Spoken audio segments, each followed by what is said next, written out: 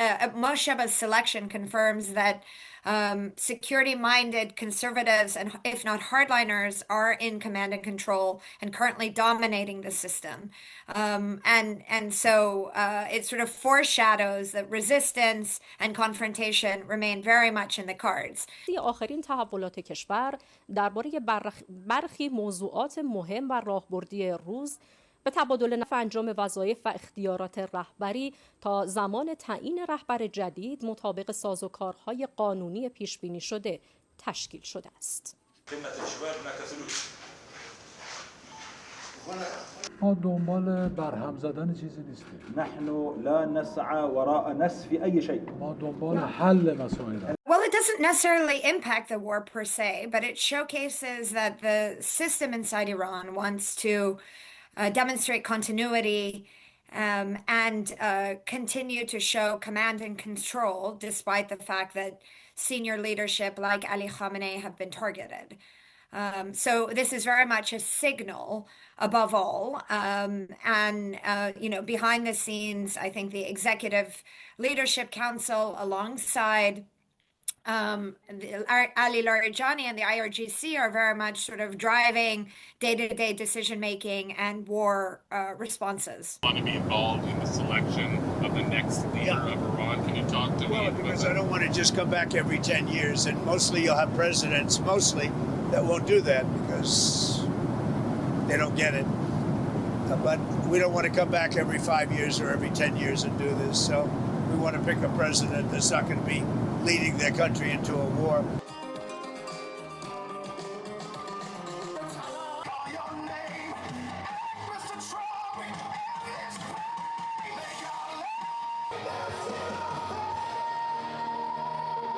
Certainly, we could say that Trump has had a hand in selecting Mojtaba Khamenei because he wasn't a frontrunner before his father was killed. He was listed oftentimes as one of the many names that might emerge.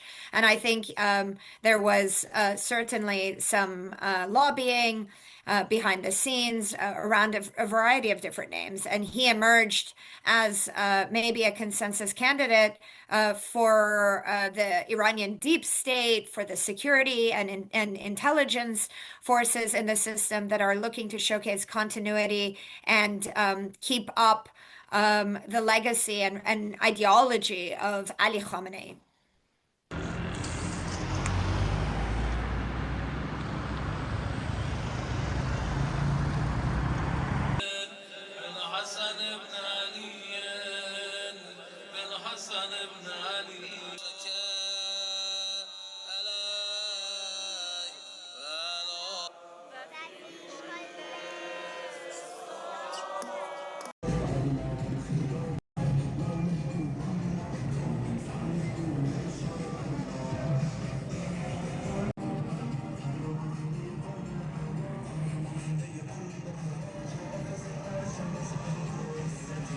So firstly, to be clear, we don't even know if Mojtaba is going to survive this war, let alone the next few weeks. He has become supreme leader, not only injured as his family was killed in the strikes that killed Ali Khamenei, but he is got a target on his back. And as Donald Trump has made it clear that he doesn't approve of Mojtaba, there will be sights on him and they will try to take him out.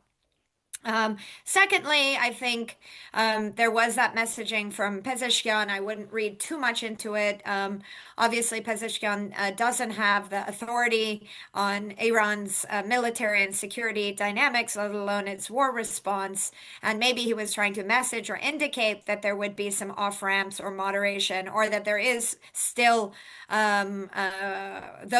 there are still those in the system that seek a more moderate position, but he was quickly slapped down. And it's important to note that his message indicated that Iran would stop attacks if Gulf state territory was no longer used to strike Iran. So that important caveat needs to be highlighted. من اینجا لازم از کشورهای همسایه که مورد حمله قرار گرفتن از طرف ایران از طرف خودم عذرخواهی کنم برای اینکه ما این روند با اوضاعی که اتفاق افتاد، فرماندهان ما، رهبر ما، عزیزان ما در حقیقت جان خودشون رو از دست دادن به خاطر تجاوز وحشیانه‌ای که داشت و نیروهای مسلح ما قهرمانانی که جان بر کفن و زندگیشون کف دستشون گذاشتن که از تمامیت ارضی دفاع کنن، دیگه وقتی فرماندهان نبودن آتش به اختیار تمام اون اقداماتی که لازم بود انجام دادن و با عزت و قدرت از سرزمین ما دفاع کردن. Mojtaba isn't in command and control. Mojtaba is part of a system, and Mojtaba will have to develop and gain authority over time. This from today to yesterday and tomorrow, everything still remains as it was the day before. What do I mean? Mojtaba is the new supreme leader, but does he have complete authority and decision-making control, particularly while he's injured? Probably not. So nothing changes effectively. Mojtaba is a symbolic leader with sending a message of continuity and resistance. I don't think it's going to alter the battle plans or that this is an existential moment for the Islamic Republic. What would it take for an off-ramp? It's very hard to imagine from the Iranian side. What are they seeking? They're seeking guarantees that this would never happen again, that they would be immune to further war from the United States and Israel. And in this current climate and moment where three leaders are backed themselves into a corner, it's unclear to me that they will be able to achieve that objective.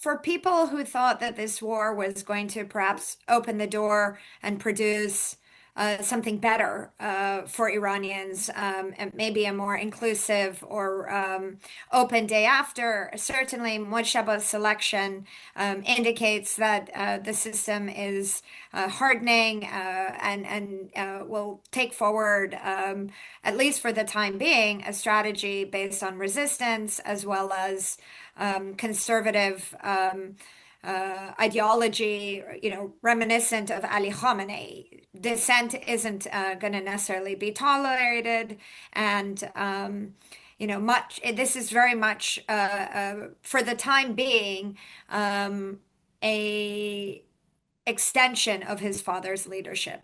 That's how I would describe it. This is not a break or a rupture or anything new.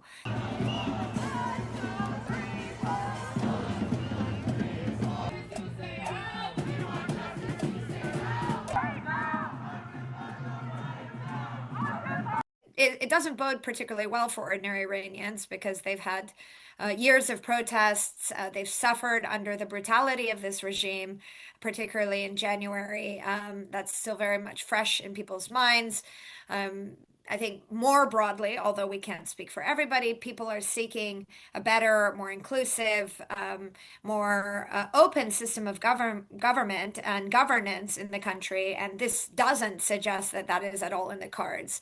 And if you're thinking about off-ramps or day afters for Iranians, you could be imagining that this is going to be a hardened, weakened, inward-looking Islamic Republic that isn't necessarily going to have the material ability to provide for its citizens. So there's a lot of uncertainty as well as economic pressure, if not further conflict on the horizon for Iranians.